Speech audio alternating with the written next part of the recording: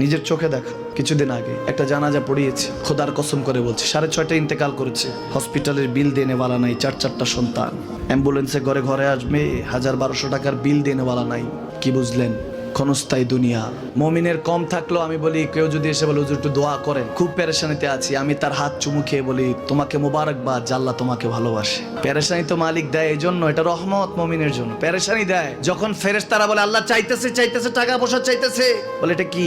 বলে ফাসেক, দে বিদায় কর। তার চাওয়া চাই, বিরক্ত লাগে, বিদায় কর, কি লাগে দে।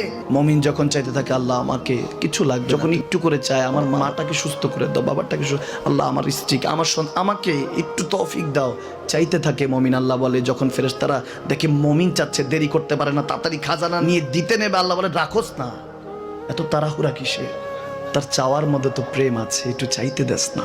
থাকুক না মমিন আর একটু পেরেশান, থাকুক না, থাকতে দেস না, একটু